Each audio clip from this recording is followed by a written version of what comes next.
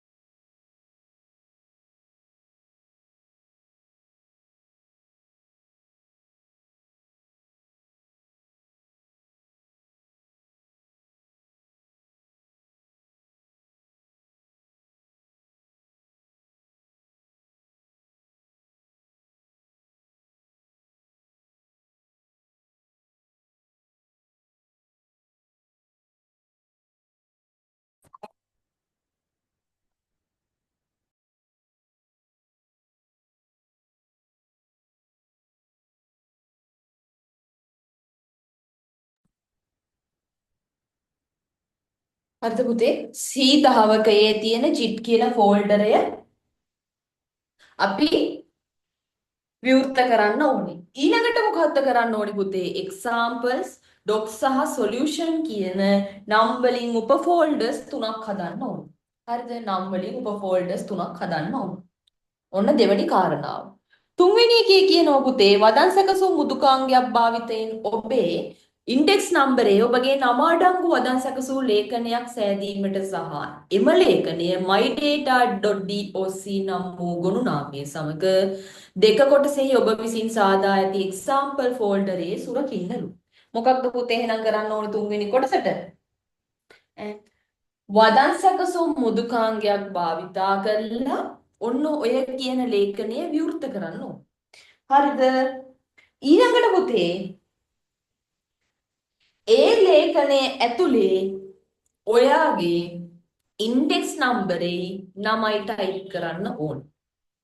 තුන්වෙනි කාරණාව තමයි ඒ ලේඛනය example කියන ෆෝල්ඩරයේ my data කියලා සේව් කරන්න ඕනේ. ඔන්න ඔය කියන කාරණා තුන ඕක ඇතුලේ සිද්ධ වෙන්න ඕනේ පුතේ.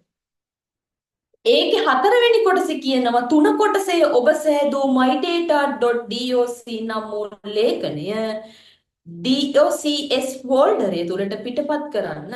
ඉන්පසු එම ලේඛනය ඉන්පසු එය myself.doc කියලා නම් කරන්න. right මොකක්ද අපි කරන්න ඕනේ? ෆෝල්ඩර්ස් දෙකක් යනවා. කවුද?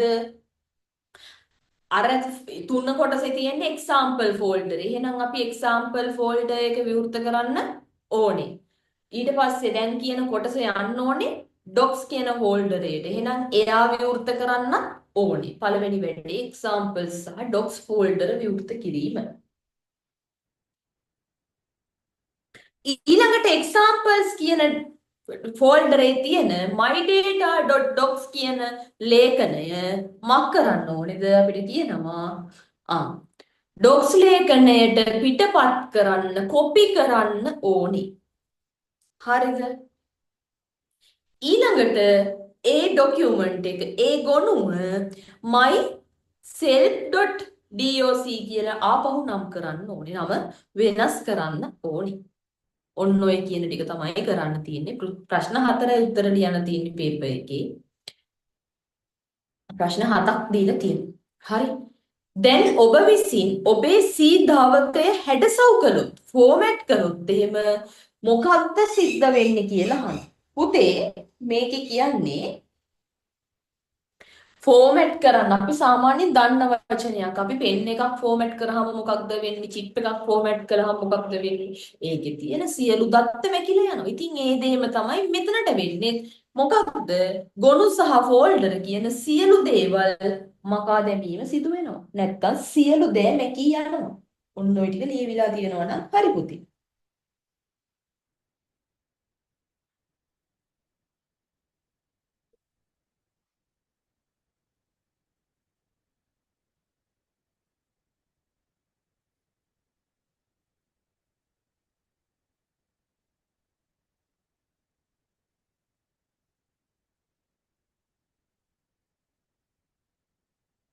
රයිට් මම එනවා මේ ඔක්කොම තියලා මම වැදගත්ම කොටස කතා කරන්න මේ පේපර් එකේ තියෙන. හරි ඔයාලට උත්තරේ කොහොම කරලා හරි ලියලා ගන්න පුළුවන්ම කොටස පස්වෙනි ප්‍රශ්නේ. නෑ හයවෙනි ප්‍රශ්නේ හයවෙනි ප්‍රශ්නේ. හයවෙනි ප්‍රශ්නේ කතා කරන්න එනවා. හරිද? අපි හය කතා කරලා ඊටු ටික ආයි එමු. රයිට් පුතේ මෙන්න මේ හයවෙනි ප්‍රශ්නේ කියනවා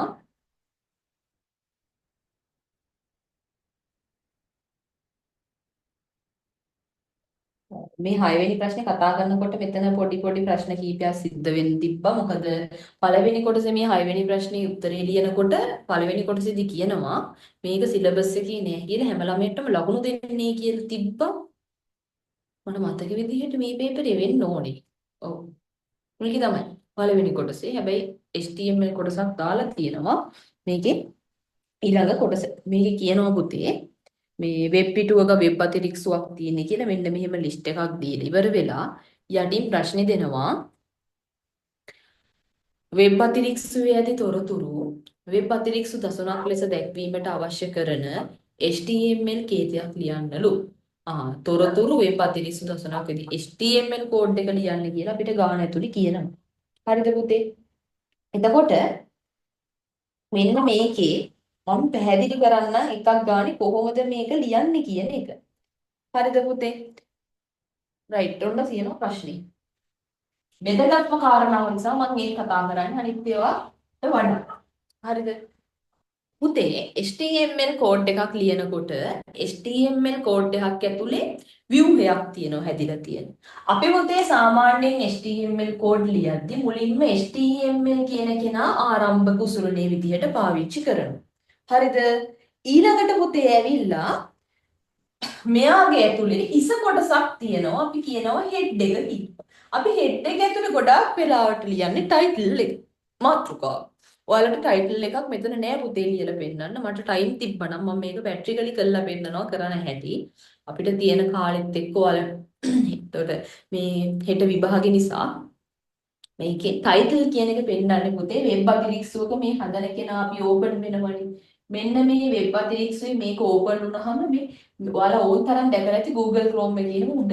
මෙන්න මෙතන තමයි title කියන කෙනා display වෙන්නේ. හරිද? එතකොට විභාග දීලා තියෙන ගානේ පුතේ ඒව කිසිම දෙයක් නැහැ. හින්ද head එකට අපිට title දාන්න ඕනේ.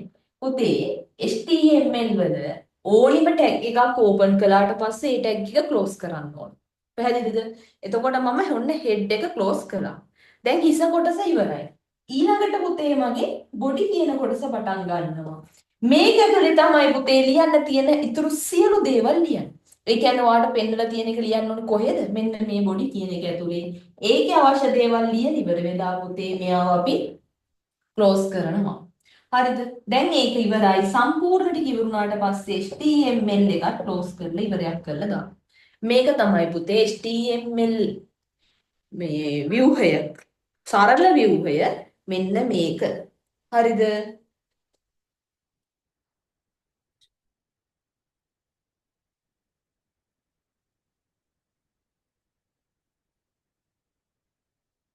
රයිට් අපි එමු ප්‍රශ්නේ ලියන්න පුතේ. ප්‍රශ්නෙට කියනවා මෙන්න මෙහෙම කතන්දර ටිකක්. ප්‍රශ්නේ කියනවා මුලින්ම ඇනිමල්ස් කියලා ටිකක් ලොකු එකක් දාලා ලොකුවට අකුරු ටික ලියලා තියෙනවා. පුතේ අකුරු මම ඒකත් විස්තර කරන්නම්. එතකොට අපිට ටක් ගාලා ප්‍රශ්නෙට එන්න පුළුවන් නිසා. HTML වල heading තියෙනවා වර්ග කීපයක්. H1 වල ඉඳන් ඔහොම තියෙනවා H2, H3, H4 එහෙම තියෙනවා. මම 4යි ලිව්වේ. තව තියෙනවා H5 සහ H6 කියන කෙනා. පැහැදිලිද කතාව? පුතේ මෙන්න මේ HTML heading ඇතුලේ H1 ගේ ලියන අකුරු ගොඩක් ලොකුවට තමයි ලියවෙන්නේ. පැහැදිලිද? ගොඩක් ලොකුයි. H2 H1ට වඩා පොඩි. H2 H1ට වඩා පොඩියෙන් ලියවෙනවා. H3 එහෙම එන්න මක් වෙනවද පුතේ අකුරු වල ප්‍රමාණය එන්න පොඩි වෙනවා. මෙන්න මේ වගේ අකුරු එන්න පොඩි වෙනවා. පැහැදිලිද කතන්දරේ? රයිට්. එහෙනම් ඔය ඇනිමල්ස් එකට අපි දාලා ඇත්තේ මොකක්ද? අපිට ගන්න වෙනවා H1 එකක් කියලා. ඔය ඩොග් එකට මොකක්ද එහෙනම් දාන්න වෙන්නේ? H2 එකක් වගේ ප්‍රශ්නයක් නෑ ගන්න පුළුවන්. හරිද? එහෙනම් අපි දැන් ලියන්න පටන් ගමු වැඩේට ආපහු දෙමු. තව අපිට හරි අපි ලියාගෙන මොකද පුතේ? right මම පැත්තකින් ලියන්නම් මෙන්න මෙහෙම. ඔන්න HTML පටන් ගත්තා පුතේ. head එක පටන් ගත්තා මම. head එක ඇතුලේ close කරනවා අපි title එක ලියන්න නැති නිසා. body එක පටන් ගත්තා පුතේ. body එක ඇතුලේ මුලින්ම ලියනවා කවුද? H1 එකක් මොකක්ද පුතේ තියෙන්නේ? animals කියලා. පැහැදිලිද කතන්දරේ? H1 animals කියලා කියනවා. ඊළඟට පුතේ ඒකෙන් පහළ මොකක්ද තියෙන්නේ? H1 එකෙන් පහළ තියෙනවා dog කියලා. හරිද? H1 එකෙන් පහළ dog කියලා තියෙනවා. දැන් නම් අපි practical part එකට එන්න. හරිද? මම මේක කරන ගමන් ඉස්සරහට යන්නම්. හරි.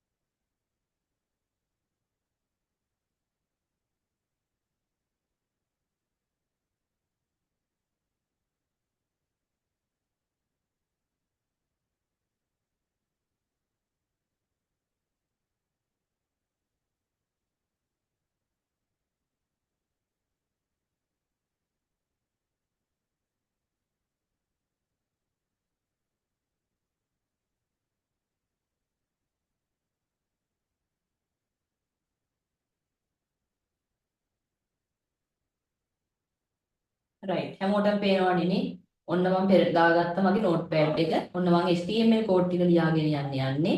output එකත් අපි බලමු මොකද වෙන්නේ කියලා. හරි. ඔන්න මට title එකක් නැති නිසා මම title එක අයින් කරලා දානවා. හරි මට මුලින්ම දාගන්න ඕනේ පුතේ H1 එකක්. H1 එකක් ඇතුලේ මම ලියලා තියෙනවා මේකේ animals කියලා.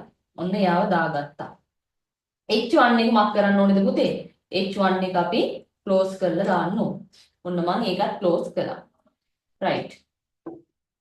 ඊළඟට මම මෙහෙමම අනිත් පැත්තට දාගන්නම් මගේ මෙන්න මේ document එක. හරි. පුතේ පේනවද වෙලා තියෙන දේ? ඔයාට පේනවද මේකේ?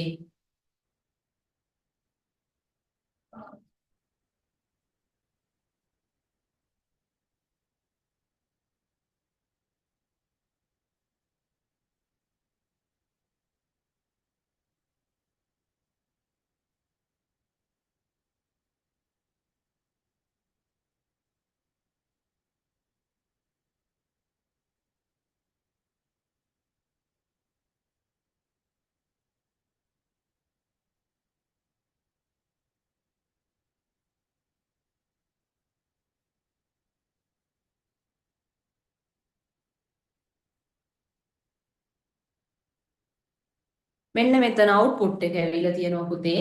මොකක් කියලාද? animals කියලා. ඔන්න ඔය විදිහට output එක එනවා. පැහැදිලිද කතන්දරය ආපු හැටි?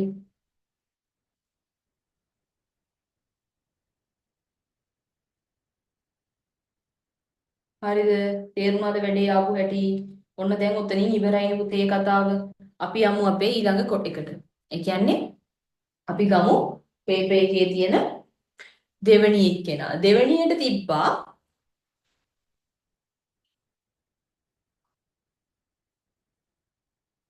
right.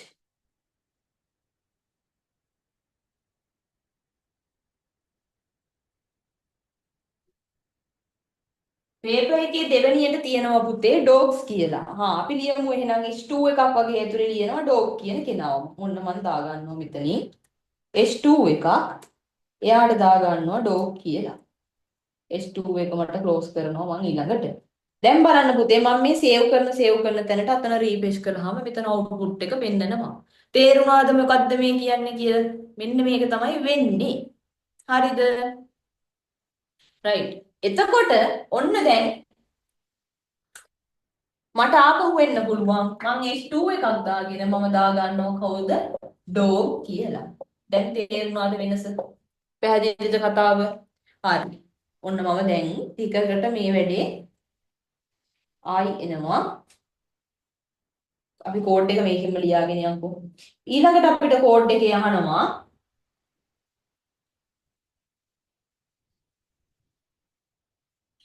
ඊළඟට කෝඩ් එකේ අහනවා පුතේ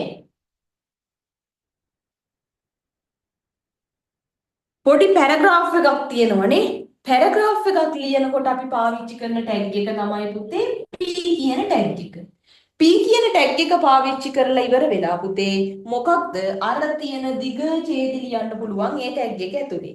dog a dogs කියලා තියෙන්නේ. අන්නේ දිග ඡේද ලියනවා මෙයා ඇතුලේ. ලියලා ඉවර වෙලා ඉතින් ඔක්කොම ලියලා මෙයාව ක්ලෝස් කරලා දානවා. පැරග්‍රාෆ් එකේ වැඩෙත් ඉවරයි. ඊළඟට පුතේ ඊළඟට ඩොට් තුනක් තියෙනවනේ. කොහොමද ඩොට් කරන්නේ? පුතේ අපි ලිස්ට් එකක් කියලා කියන ඔන්න ඔය කියන ඩොට්. හරිද? ලිස්ට් වර්ග තුනක් තියෙනවා පුතේ. ඕඩර්ඩ් ලිස්ට් තියෙනවා, අන්ಓඩර්ඩ් ලිස්ට් තියෙනවා. මම ඕඩර්ඩ් අන්ಓඩර්ඩ් විතරක් දැනට කියන්නම්. හරිද? එතකොට ඕඩර්ඩ් ලිස්ට් එකක් කියන්නේ ඉලක්කම්, රෝම ඉලක්කම්, ඉංග්‍රීසි අකුරු වැටෙන්නේ ඕඩර්ඩ් ලිස්ට් එකක් ඇතුළේ. අන්ಓඩර්ඩ් ලිස්ට් එකක් ඇතුලේ පුතේ ඩොට් රවුම් කොටු මෙන්න මේ සංකේත ටික වැටෙන්නේ අන්ಓඩර්ඩ් ලිස්ට් එකක් ඇතුලේ. පැහැදිලිද කතන්දරේ? එතකොට දැන් අපිට ඩොට් නේ පුතේ තියෙන්නේ. ඒ හින්දා අපි පාවිච්චි කරනවා මොනවද? මෙන්න මේක දාගන්න. right පුතේ සාමාන්‍යයෙන් මේවට අපි ඒවයි නම ලියන්න ඕනේ. ඩිස් ඊට පස්සේ ඩිස් මේ ස්ක්වෙයා සර්කල් ඔහොම ලියන්න ඕනේ පුතේ නම. හැබැයි ඩිස් කියන එක්කෙනා පුතේ ලිව්වත් නැතත් අනිවාර්යයෙන්ම අන්ಓඩර්ඩ් ලිස්ට් එකක් ඕපන් කරපු ගමන් වැටෙන්නේ ඩිස් කියන කෙනාව. පැහැදිලිද කතාව? අන්ಓඩර්ඩ් ලිස්ට් එකක් ඕපන් කරපු ගමන් ඩිස්ක වැටෙනවා. එහෙනම් මම ඊළඟට කරන්න යන්න ඕනේ අන්ಓඩර්ඩ් ලිස්ට් එක ඕපන් කරනවා.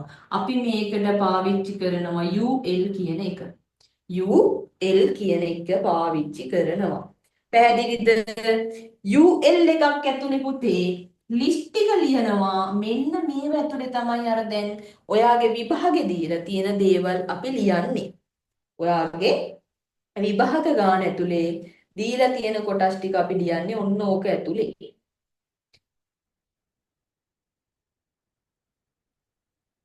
හරිද? විභාග ගානේ ඔන්න ඔතන දීලා තියෙනවනේ පුතේ ෆැමිලි විස්තර ටිකක් තියෙනවනේ නේ. මම ඔක්කොම ලියන්නේ නැහැ මෙතන. හරිද? මම ටිකක් ලියනවා. ෆැමිලි මේක ලිව්වා ලිස්ට් එක වැහුවා.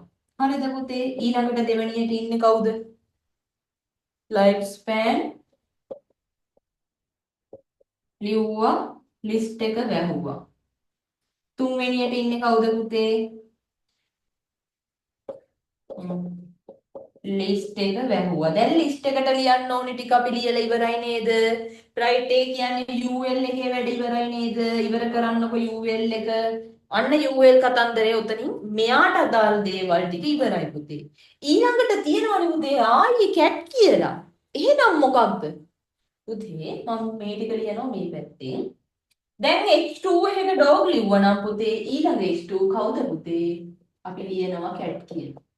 පැහැදිලිද කතන්දරේ? ඊළඟට ආයි පැරග්‍රාෆ් එකක්. එහෙනම් ඉතින් දාන්න දැන් දන්නවා පැරග්‍රාෆ් එකේ පැරග්‍රාෆ් එක ලිව්වා. පැරග්‍රාෆ් එක ක්ලෝස් කළා.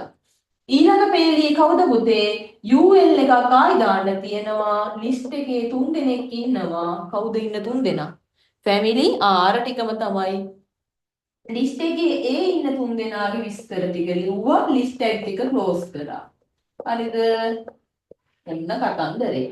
දැන් මේ කියන්නේ UL එක එතනින් ඉවරයි කියන්නේ UL එක ක්ලෝස් කරලා දැම්මා. ඒත් ඉවර නෑ.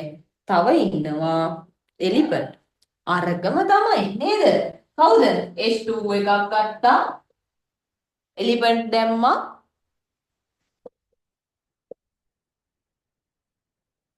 H2 එක ක්ලෝස් කළා. පැරග්‍රාෆ් එකක් දැම්මා. අර ඡේදෙ ලිව්වා පැරග්‍රාෆ් එක ක්ලෝස් කළා. UL එකක් දැම්මා.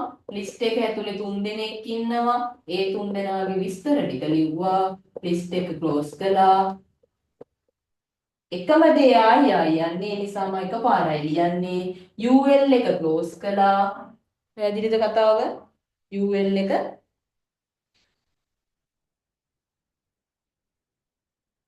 පේනව නේද බෝඩ් එක?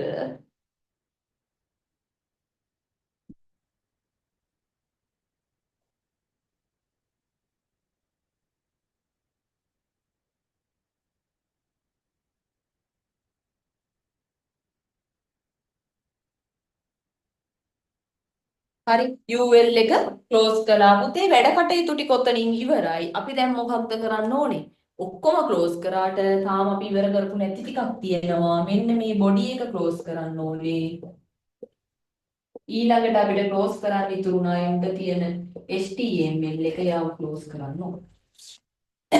වැඩේ පැහැදිලිද? ඔන්න ඕක තමයි HTML කෝඩ් ලියනවා කියලා අපිට ලියන්න තියෙන්නේ. ඔය ටික කොහොම ලියලා තියෙනවා නම් ඔයාට ලකුණු සම්පූර්ණ හම්බ වෙනවා පුතේ. හරිද? හරියට ලියලා තියෙනවා නම්. ඔයිට වඩා දෙයක් HTML එකේ ලොකු දෙයක් අහන්නේ නැහැ. පැරග්‍රාෆ් එකක් දාන්න මතක තියාගන්න. එතකොට H1 H2 මේ ඉඳන් H6 වෙනකන් තියෙනවා කියලා මතක තියාගන්න. ඊට පස්සේ list තියෙන හැටි UL හදිස්සියවත් අංක 1 2 3 දාලා આવොත් මේ UL කියන කෙනා වෙනස් වෙනවා කවුරු වලටද? OL කියලා දාලා එයා ඇතුලේ list තමයි ලියන්නේ. පැහැදිලිද? OL කියලා දාන්න ඕනේ. right? එහෙනම් පුතේ ඔන්න ඔය ටික තමයි HTML ප්‍රශ්නේ කතා කරන්න තියෙන්නේ.